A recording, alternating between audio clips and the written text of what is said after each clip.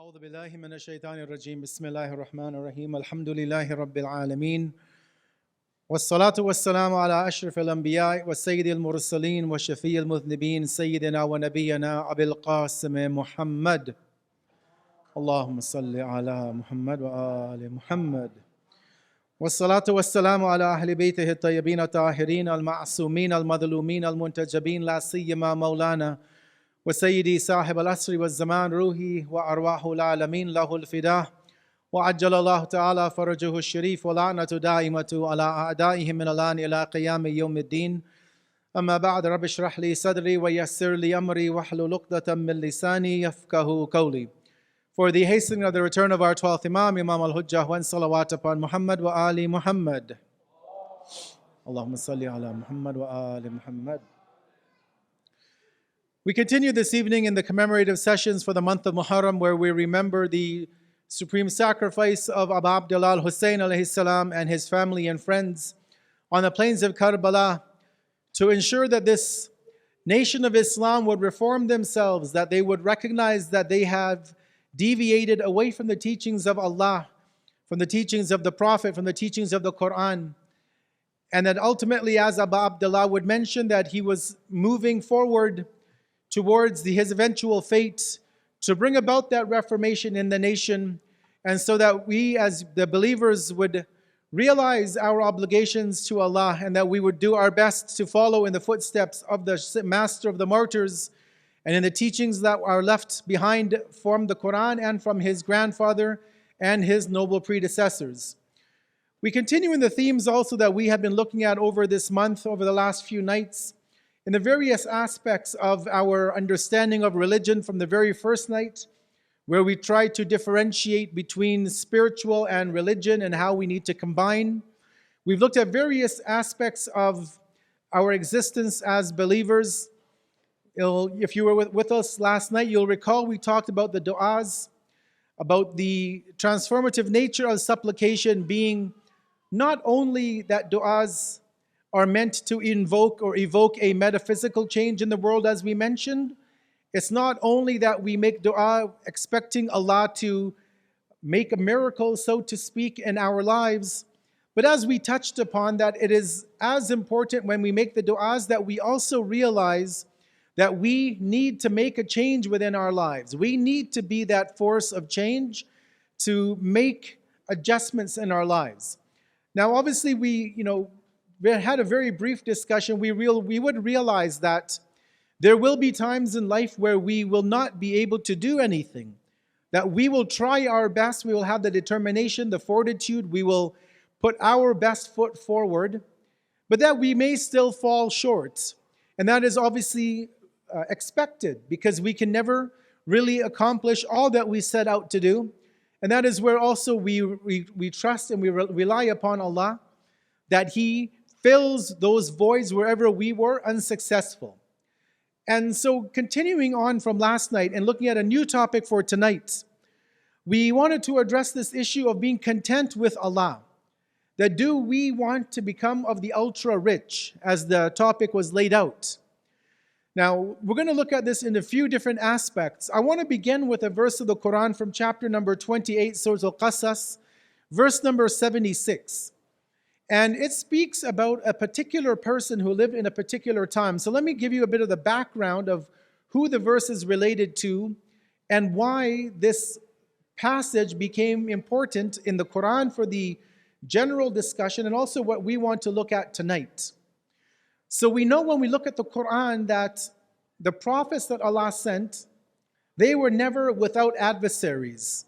Every time a prophet of God stood to guide humanity, every time we can say that there were people who wanted to oppose the message of the prophets. For some people, it was because of the power that they felt would slip away from their hands. You look at the Quraysh, for example, of Makkah, when Rasulullah comes, one of their prime concerns is that out of the many they had, but one was that he wanted to dominate over them. He wanted to rule over them with his iron fist. They also were concerned because he was changing the status quo of society. He was giving freedom to the slaves. He was saying that the black and the white are equal. And the powers that be at the time of the Prophet didn't like that. This same thought pattern is there with all of the prophets. The prophet that I want to focus on because of the verse from chapter 28 is Prophet Musa alayhi salam, Prophet Moses. Now, if you study the Quran, you'll realize that he is probably the most mentioned prophet in the Quran. There are so many aspects of his life that are in the Quran that no other prophet has been given that same opportunity to have his biography highlighted in the Quran. You look at Rasulullah, for example, our Prophet Muhammad sallallahu alayhi wa alihi wa sallam. Allahumma salli ala Muhammad wa ali Muhammad. And our Prophet is only mentioned 4 times in the Quran by name. 4 times. Right?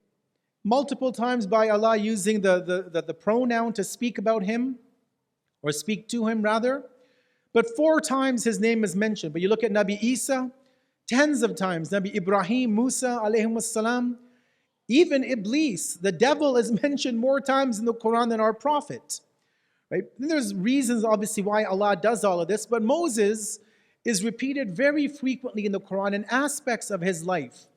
From the time where he's born and his mother is forced to put him in the cradle, in the bassinet, and put him down the river Nile, to the point where he grows up in the house of the Pharaoh, to the story of him finally marrying one of the daughters of Shu'aib, to him saving the Bani Israel from the bondage of the Pharaohs and crossing over into what is today occupied Palestine, to him getting revelation. All of these stories are presented within the Quran of Prophet Musa alayhi salam and the various aspects of his life. But the one thing that we see are the challenges that Prophet Musa had to face alayhi salam. Again, the same challenges that even previous prophets had to go through. Prophet Musa in the Quran is tasked with dealing with 3 particular individuals, which scholars of the Quran say can also be a reference to 3 aspects of human society. So at one level, he had the Pharaoh, the Pharaoh. And we know the word Pharaoh, or the Pharaoh as the Quran refers to it as, is not a proper name. Right? The Pharaoh is the king of the time. So if you go to Egypt today in the museum, you'll see the body of Ramses II, who they say was the Pharaoh at the time of Prophet Musa. He was the king. He was the head of state. He was the man who claimed to be God on earth. So Prophet Moses had to deal with a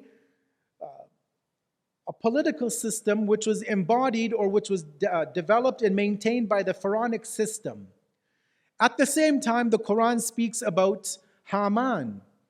And Allah says not only Haman, but the armies. So Haman was, as scholars define it, as the media apparatus, right? He was the one who was promoting the Pharaoh, promoting the incorrect ideologies. He was, what we'd have today as the media.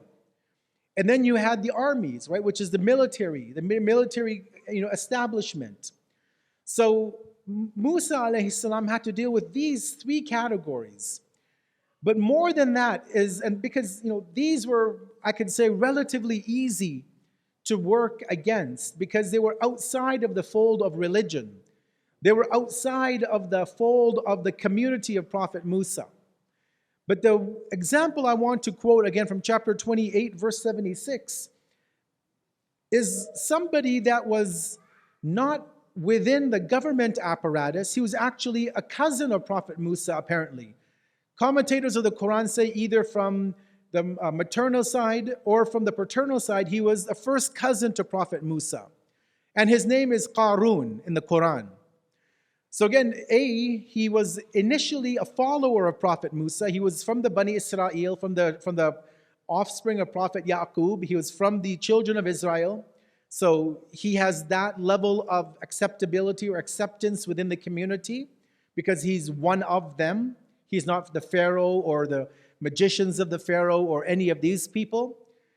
Number 2 is that he's part of the family of Musa. And people would tend to recognize that if you're close relationship to a prophet, that you should be perfect. You should be the best exemplar for humanity, right? Even Muslims of today have this complex. that if you're related to the Prophet of Allah by blood or by marriage, well, that means you are one of the best people, that you're guaranteed paradise. But the Quran shows us quite the contrary. And so when Allah speaks about Qarun, he is introduced as a family member of Musa alayhi salam, but he's also introduced as a man who was filthy rich. The Quran, and I'll show you in this verse, that Allah shows us that Qarun had so much money that the boxes that they used to keep all his gold and silver and treasures in, it took an army of tens of people to carry the amount of money this man had. Obviously, they didn't have Bitcoin at that time, right? He could just upload it to his digital wallet. He had to literally put his money in massive boxes, and they would walk around with those massive boxes. But look at how Allah describes the wealth of Qarun, and not only the wealth, but what I want to get to also is the attitude of this man. So in chapter again 28, verse 76, Allah says, Inna Qaruna kana min qawmi Musa, فبغى عليهم وآتيناه من الكنوز ما إن مفاتيحه لتنوء بأصبة أولي القوة إذ قال له قومه لا تفرح إن الله لا يحب الفرحين. Allah says, surely Qarun was of the people of Musa, from the family of Musa, from the tribe of Prophet Musa. But he, Qarun, rebelled against them, against the family of Prophet Moses. He rebelled, he transgressed the limits. Allah says, we had given him so much money, so much treasures, that the hordes of his wealth would certainly weigh down a group of men who had tremendous strength. Again, as I said, that he had so much money in these boxes that had to be carried around, that it took groups of men of extreme power and strength and muscle to carry the money that this man had. But Allah says, when his people said to him, don't be proud, don't be arrogant, because indeed Allah does not love the people who are proud. We see that in other ayat of the Quran and in the commentary, that he received all of this wealth. He was maybe what we might call a millionaire in today's standards. But rather than submitting to Allah, thanking Allah for what he had been given, of all of these countless blessings, he chose to rebel against Allah. He chose to rebel to the point where the hadith say, and even the Quran alludes to this, where the ground split open and he was actually swallowed by the ground alive, and then the ground shifted closed. Now, obviously, we believe that to be a miracle by Allah. It wasn't just a sinkhole that opened by fluke. No, this was a punishment directly from Allah. But just to show us that the wealth that he had, right, the richest man maybe of his time, that it did not allow him to be immortal. It didn't allow him to go on and live forever, that he still had an appointed time, and he was dealt with by Allah because of his attitude. And this is a theme that runs within the Quran when Allah speaks about people that have been given immeasurable wealth, that Allah always shows us that these people, they unfortunately begin to rebel and renegade against Allah. Although they are given by Allah, but they use the blessings of Allah, against humanity, and then Allah ends up dealing with these people. So with that story, with this event of how Allah speaks about this very powerful, influential man from Bani Israel and his eventual outcome, how do we come to the discussion that we want to have tonight? This topic about, do we really want to be of the ultra rich? Is there benefit in Islam? Is there any mandate within religion that expects us or encourages us to go down the path of, what they would call in our society financial freedom, right? To be that extremely rich at that level of the echelons of the upper elite of our society. One of the things that I have been mentioning in these Muharram lectures since we began, and is a very subtle critique of the Western system, is of the inherent flaws and problems of the system that we live in today. And people might say, well, if you're so anti-Canada or anti-West or anti-capitalism or secularism, then why do you live here? And the point is not that, we should just move away. No, as Canadians, we have a right to live here. And we also have an obligation to critique the system when we see that it has flaws. Right? If you see anybody who's making a mistake in life, you would not be fair to them if you were to ignore what they are doing wrong and not want to help them. Right? As believers, we should be wanting to help others. And if we see our system is faltering, has shortcomings, has defects, and has deficiencies, we shouldn't be ashamed to say that, look, we live in Canada, we're Canadians, we love the country, but we recognize where there are inherent flaws in the system, and at least we try to make sure we ourselves and our family, our friends, our faith community are aware of the pitfalls and dangers of the secular society, and that we at least try and keep ourselves away from what is there to safeguard our own level of iman.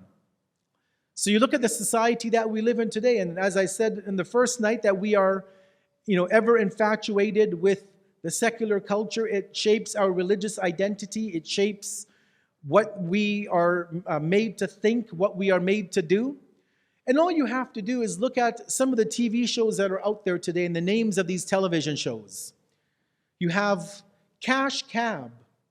Right? People get picked up by a taxi and they sit in the taxi and it's all staged that you have to go from A to B and they ask you 4, 5, 10 questions and you make hundreds or thousands of dollars for every question you get right. It's about money. It's a TV show with maybe you might learn some trivia, but at the end of the day, it's called Cash Cab. It's not learn more about the world and get a bonus. It's about cash. You look at one of the most famous game shows in history, Wheel of Fortune, right? It's about the fortunes. It's about making money, spinning the wheel and having Pat Sajak say that, yes, you've got the right letter up there and Vanna spinning away, right? But it's the Wheel of Fortune. It's again about money. It's about this notion of become rich quick, right? Get on the show and guess the right letters and buy the vowels at the right time and guess the answer and make money and win. Or the most famous one, who wants to be a millionaire, right? And who doesn't want to be a millionaire? I'm sure if I asked any of you, I did a poll, who in this room wants to be a millionaire? I'm sure maybe, hopefully, I don't know, maybe 100% would put up your hand. Although $1 million is really nothing nowadays. I see houses in Calgary at 2, 3, 4 million. So even if you have $1 million, you're not really buying too much. And maybe in Calgary you can get much, but back where I live in Ontario, you won't even get a condo for $500,000, right? So maybe the show has to be, who wants to be a person with $5 million, right? But this is the nature of the society we're in. It's TV shows geared towards money, game shows, who wants to be rich, who wants to have that, right? The Price is Right.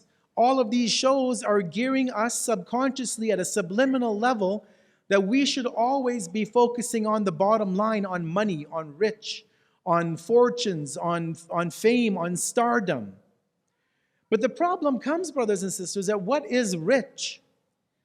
What's the definition of being rich? When I say, who wants to be rich? Who wants to have money? What is really that definition, right? If I was to ask a 10-year-old, for them, rich might be enough to buy the next video game. I just want $100 to buy a new game, or I want $700 to buy a PS5. You ask a young man, do you want to be rich? Maybe he wants enough just to buy a Lamborghini or a Ferrari. You ask a father who's just maybe had a child, do you want to be rich? Maybe he wants enough to buy a home. So everybody's definition of rich, in our society at least, it will differ by who you ask. It'll differ by the country where you live. It'll differ by the time, when you're asking that person, at what time in their life and what time in the calendar of humanity. I know when I go and travel overseas to the Middle East and I'm in a taxi and the taxi driver says where I'm from and I say I'm from Canada. And then right away dollar signs light up in his eyes and he says, oh, mashallah, you're from Canada. You must be making a lot of money in Canada. And I say, Alhamdulillah, I make whatever, 5,000-6,000 a month. It's not a lot of money.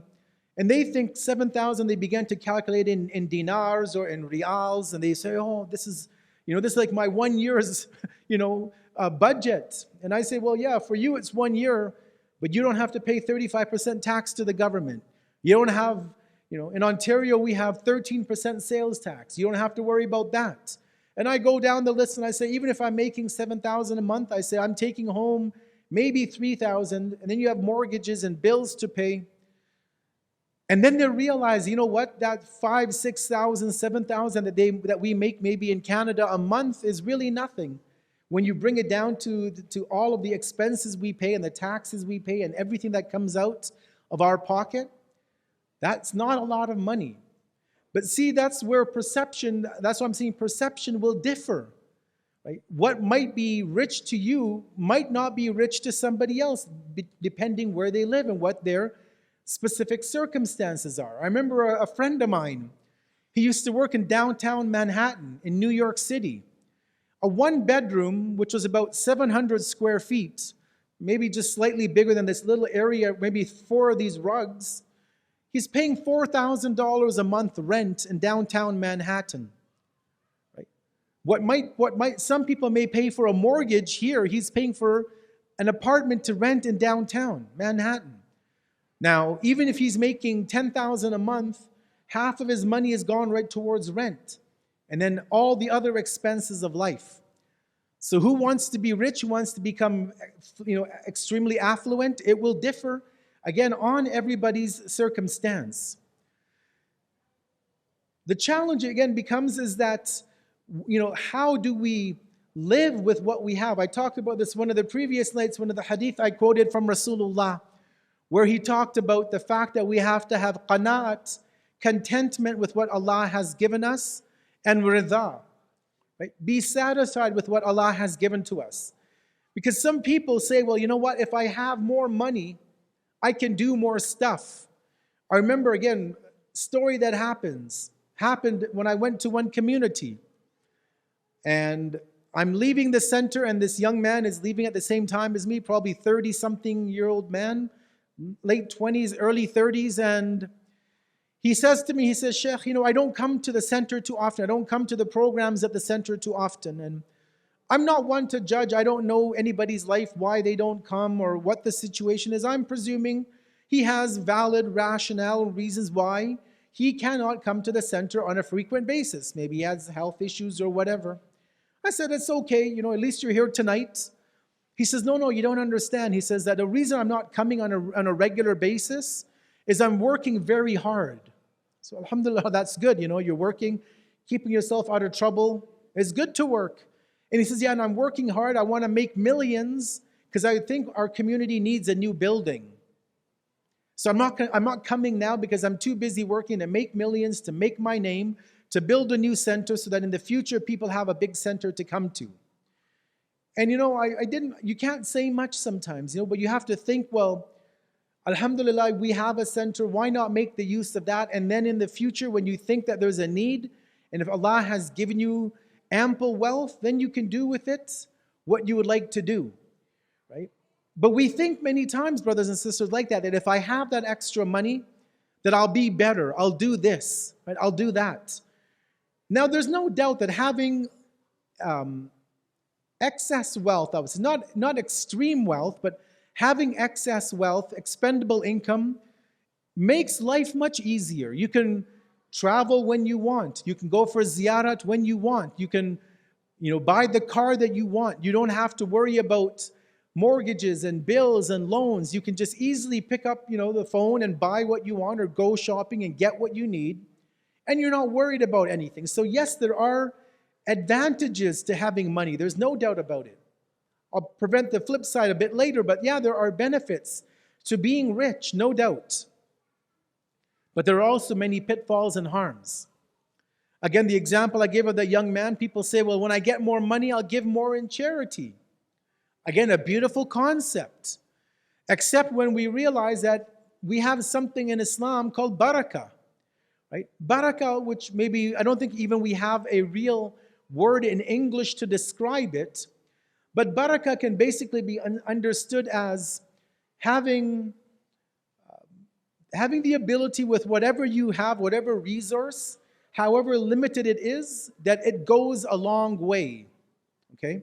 I'll give you an example, a real example that I read in one of the books of a Western scholar, a non-Muslim scholar about Islam. So this non-Muslim researcher, scholar, historian about Islam had been doing research of the great ulama, especially the ulama who are the Shia. And he came across, I think it was Allama Hilli, right? You probably heard the name, a scholar who they say before he was baligh, he was a mujtahid. Right? So before the age of like 12, 13, he had reached the level of ijtihad, something which takes scholars today 20, 25 years to get to. When many of our ulama, they become mujtahids at the age of 30, 35, 40. He's maybe 10, 11 years old and he's at that level. This non-Muslim was doing research into how long he lived and how many books he had written and the average length, how many pages each book was. This non-Muslim came to a conclusion through his research that if he lived X amount of years, and pardon me, I don't remember the exact numbers, but just to give you the gist of it, he says that he found it impossible that if Allama Hilli lived, let's say 50 years, he said it was impossible for a human being to have written this many pages.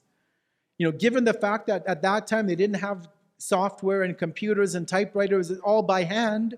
He says it's literally impossible for a human being to write the amount that this man has written. Given all of the other preoccupations of life, of sleeping, of eating, of research, of study, of tracking down sources, of living a normal life with family, he says it's not possible. So the only irrational outcome for them, but rational outcome for us, would be that Allah gave him barakat in his time. Meaning that 12 or 18 hours that he had was basically elongated.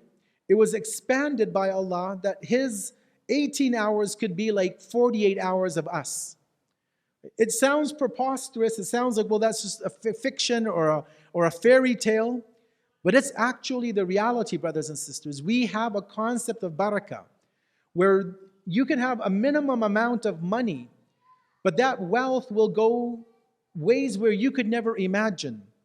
You'll have limited time, and that 1 or 2 hours you have, where you think you're pressed for time, Allah will give you so much barakat in that time that you will be able to complete everything that you have to do.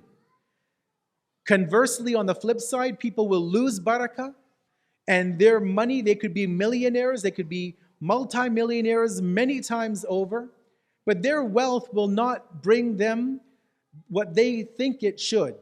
They won't get that barakah, they won't get that blessing in their wealth or in their time.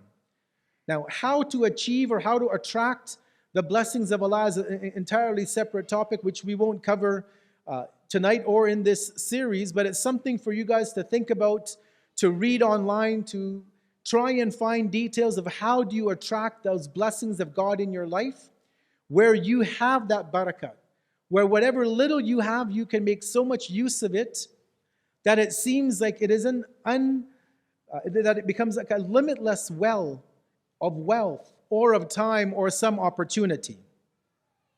Sallu ala Muhammad wa ali Muhammad.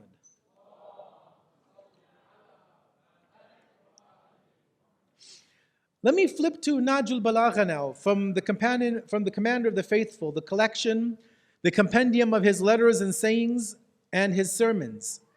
And there's a very interesting sermon of Amir al-Mu'mineen, number 82, where I'm going to break it down into 6 or 7 portions, because each portion of the statement of the commander of the faithful, it has really an ocean of learning within it.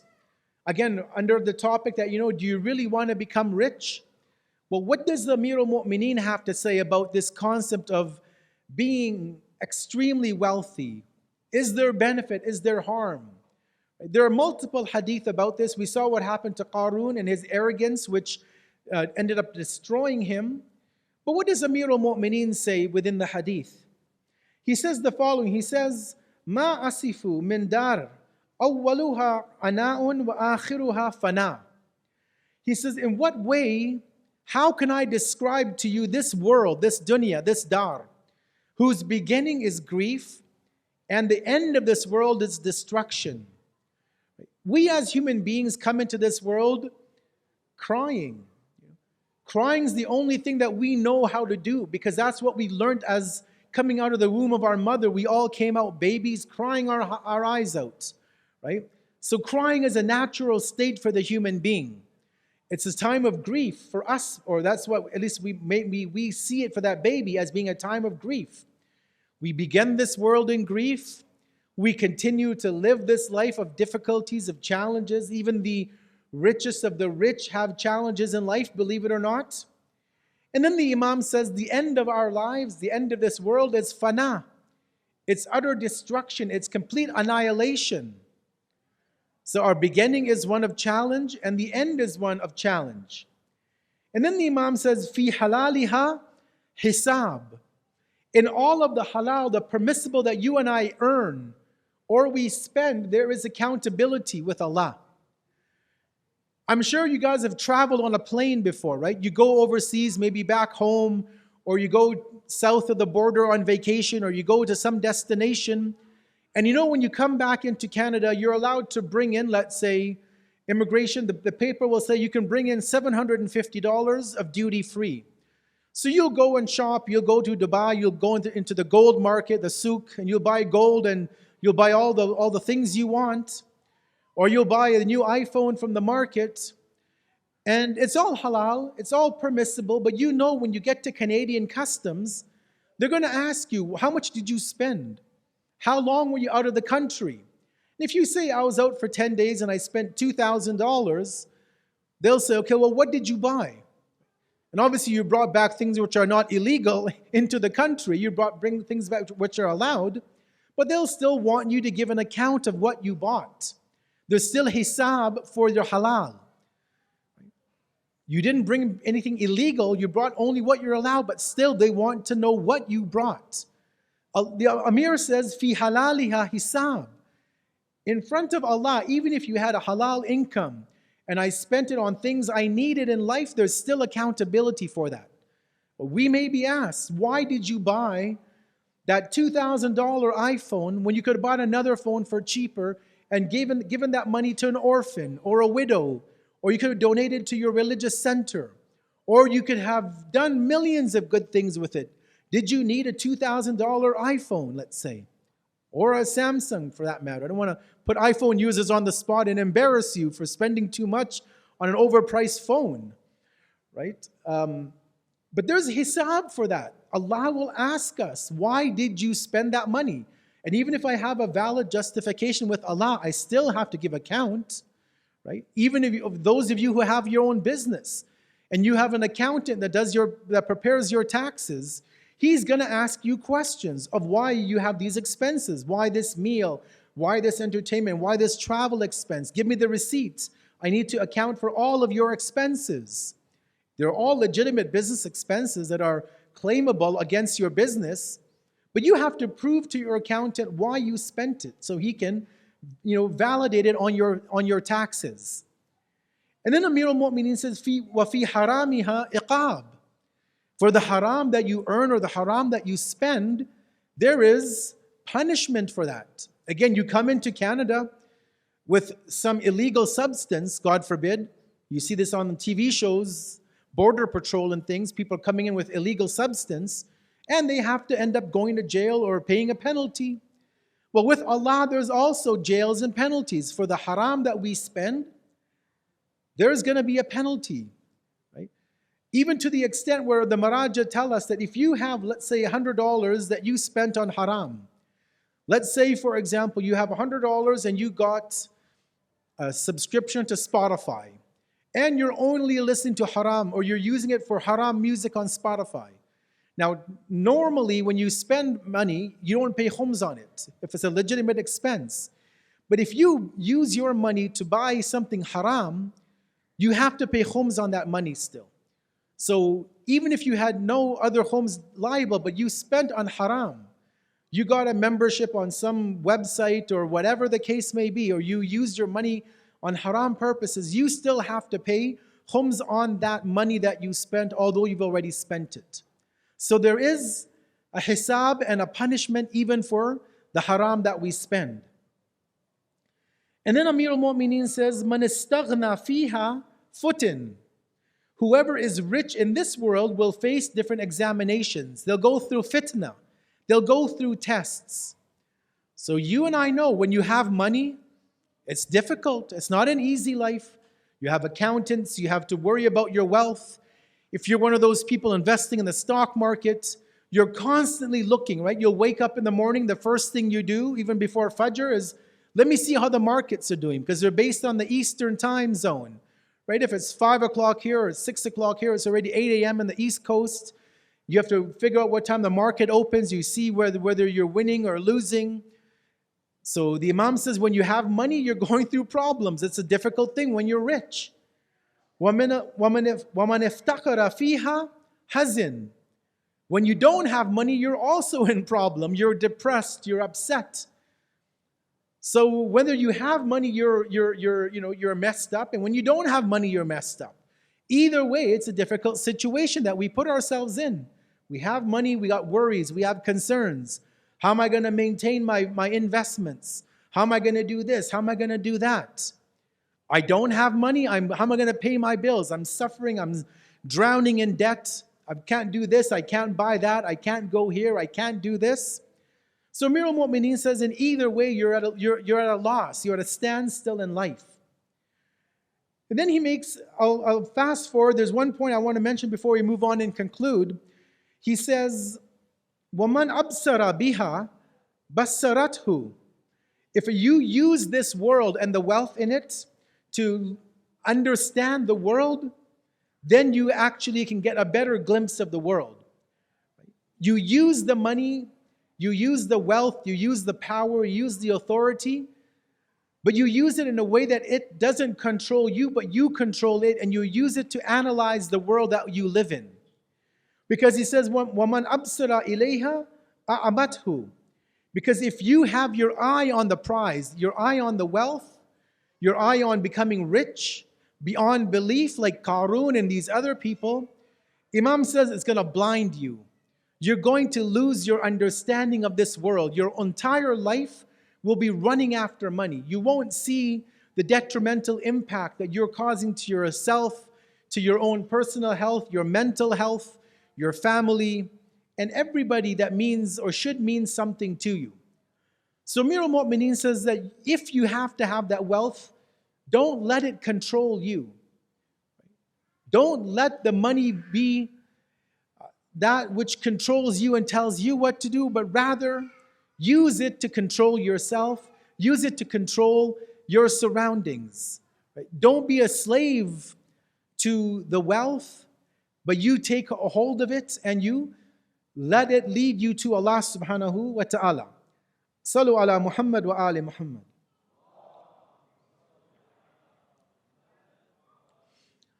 So that last sentence I said, that use your wealth to get you to Allah.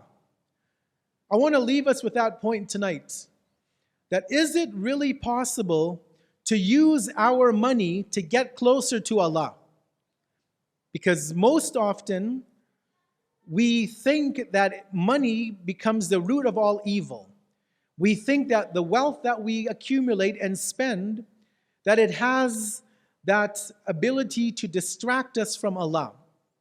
And there's no doubt that wealth can do that to some people. We again touched upon it a few nights ago, that wealth in the hands of the wrong person, or I should say wealth in the hands of the person that has not trained the soul to be able to make use of that wealth, can destroy them. But there's a beautiful hadith I want to share with us that comes to us from an encounter that the sixth Imam has. It's a beautiful hadith that shows us where we can make money, have money, enjoy the money, and still go to heaven and enjoy a life of bliss in the realms of the highest abode after the life of this world. So the story goes like this, that a man there's a companion of the sixth Imam, and he's with the sixth Imam, and another man comes to meet the sixth Imam and to have a conversation with him. And the man who is not named in the hadith says to the Imam in a statement, he says, Wallahi, I swear by God, he says, Inna lanatlubu dunya wa nuhibbu an tu'tuha. He says, I swear by God that I am actively seeking the dunya, the material world, the wealth of this world, and I have this mahabba, I have this love to accumulate more of this dunya. Now, just hearing that would perplex somebody. You're going to the Imam, you're going to God's representative, and you're telling him, I love the dunya, I love money, I love wealth, I'm just obsessively devoted, to gaining money. You're telling the Imam of the representative of God on earth that you are obsessively devoted to money and gathering it and accumulating it. But the Imam doesn't reprimand him as we might think he would do. The Imam is open-minded, obviously. He says to the man, Tuhibbu an tasna'a biha madha? You want all this money, what do you want to do with it? Right? You want to gather, you love wealth, you want to accumulate, piles and piles of wealth. What is your intention? Why do you want this money? So what does the man say to the Imam? He says, A'udu biha ala nafsi wa iyali wa asilu biha wa atasaddaqu biha wa ahujju wa a'tamiru. He says, I want this money to maintain myself, to have a good standard of living, to have a good house, to provide obviously for his wife and children, to have food, to have good clothing on his family. I'm kind of extrapolating from the hadith. But he says, I would like to maintain myself and my family. I want money for my family. Right? My kids shouldn't be, should have the best education. If we're talking about our era, our kids should have good education, the best. They should have at least the minimum requirements of life. And he says, I want to have the money to help my relatives. It's one thing to have the money for myself, but if I have a brother or my sister and I know that they're in a difficult situation, it behooves me. It should be obligatory on me to take care of my family. If I see my brother loses his job and he can't find a job because of the economic downturn, I should say to my brother, here is some money to get you back on your feet. Help him out. Help my sister out. So he says, I want to have a good life. I want to help my family have a good life. I want to give to my relatives. I want to give in charity. I want to give sadaqah. I want to help the needy. Right? We have to realize that the only way the needy can be helped is if we have money. If my pockets are empty, I can't help the needy. I can't support the orphans of Iraq or the widows or other causes around the world because I don't have money.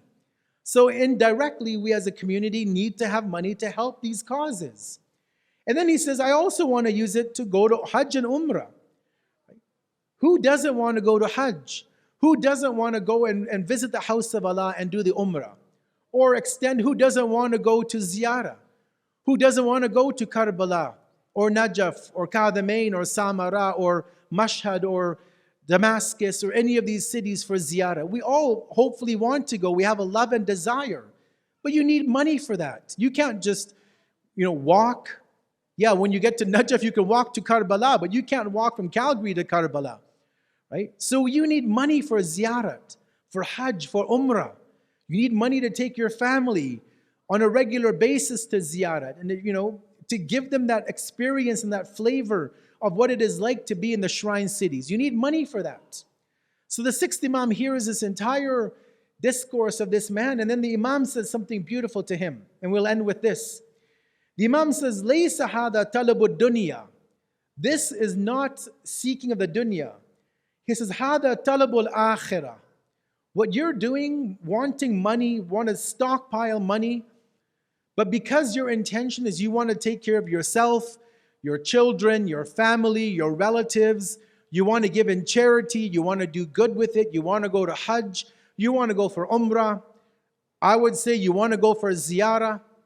You're not working for the dunya, you're working for the akhirah. So you see, brothers and sisters, a shift in our intention, and we can become millionaires. So when that TV show says, who wants to become a millionaire? I should say me. You want to, yeah, you want to become a millionaire. Why not?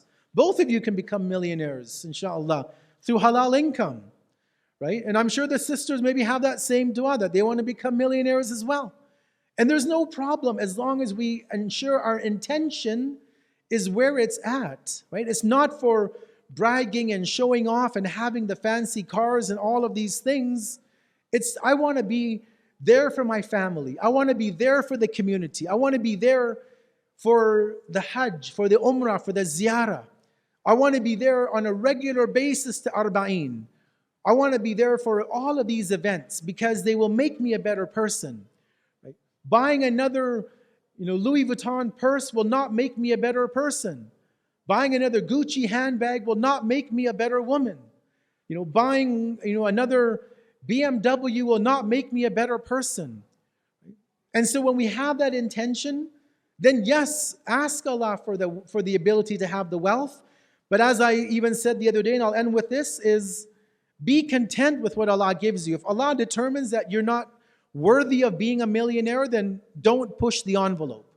Don't say, I'm going to work incessantly to make it. I'm going to do X, Y, and Z, whatever it takes, come hell or high water, I'm going to make that money. No, if Allah has deemed that you are not worthy of it, make the du'as, try, but when you don't make it, don't give up on God, and don't say, well, I'm going to make it any way possible, haram or halal. Because as the Imam said, with the halal there's accountability, and with the haram there's punishment. And both, brothers and sisters, we don't want to have to deal with Allah on the Day of Judgment in either scenario, where we're having to account for every single dollar we had, or every single dollar we had from the impermissible means. Sallu ala Muhammad wa ali Muhammad.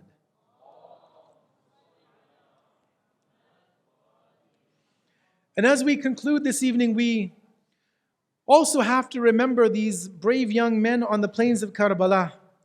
We have to remember that there are individuals who technically could have had everything at their disposal. They were the family of Rasala and Nubuwa. The Imam of the time could have literally snapped his fingers and been given the riches of this world had he so wished and distributed that to his family. But we know that the Imams of Ahlul Bayt, they lived modest lives. They didn't exceed the boundaries. They lived humbly and they died humbly. And in this night of Muharram, I just give us 2 minutes to conclude, and that is to look at a young man named Qasim, the son of Imam Hassan alayhi salam. A young man of, according to the books of Maqtal, that he was only about 13 years old perhaps, like the age of maybe some of these young men who are sitting here tonight. And yet he had that level of ma'rifah, of knowledge of the Imam of his time, that according to some of the narrations, that on that night of Ashura, when all of the companions were in the tent with Abu Abdullah, and some of them were getting their swords ready, sharpening the swords, some of them were mentally preparing for the day of Ashura. Some of the books of Maqatil mention that this young Qasim, who was that replica of his father, Imam Hassan, that he came to Abu Abdullah and he says to his uncle, he says, my dear uncle, he says that, do you think, or will I be permitted tomorrow to also lay my life down? Because they all knew that Karbala, the 10th, they knew that the 10th of Muharram was when that fateful day would occur, because the battle was supposed to start on the 9th hour, when Umar ibn Sa'ad wanted to start the battle, but Abu Abdullah got one more night of reprieve. And so he knew that the next day would be when the war would take place, but yet he goes to his uncle and he says that, will I also be allowed to go to the battlefield and defend this cause? And Abu Abdullah, rather than asking him some philosophical questions, he just says to him, he says that, what is death in your estimation? How do you look at death? What is death in your eyes? And a young boy of 13 says that, I find it to be sweeter than honey. I don't have any fear of death, is what he's saying. I'm ready to meet my Maker. I'm ready to go back to Allah. And that opinion, that vision that young boy had is something which is obviously speaks volumes of his upbringing. how was he brought up by his parents and the extended family that a young man of that age could be ready to lay his life on the line.